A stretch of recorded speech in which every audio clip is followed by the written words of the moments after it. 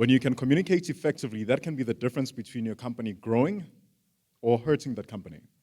There was another story that I'd heard that came on radio. It was, I think, Power FM. Yes, Power, you must pay me for that credit. So the story broke, and essentially it was a company that had retrenched some of their workers.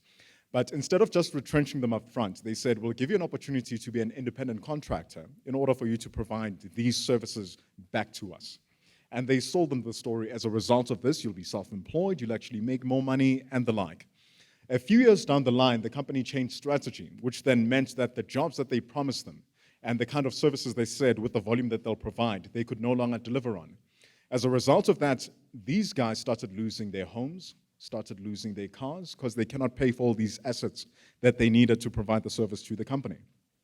The story went on for 3 weeks, with these guys calling in every day, I've lost my car, I've lost my truck. There's a widow that called.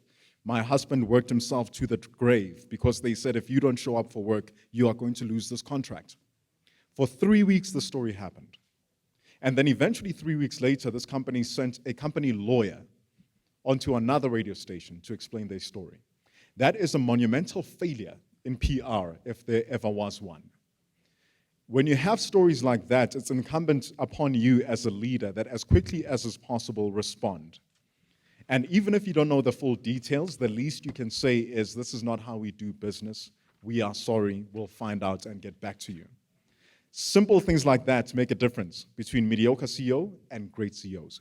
And perhaps we should maybe email CEOs and tell them what power actually stands for. Absolutely. The O is for ownership. You need to own a situation. We understand when there's money in play, you hear terms like sub judice, or I'm not in a position to speak right now about this issue. But there are many ways to express yourself that doesn't necessarily put you in a legal predicament.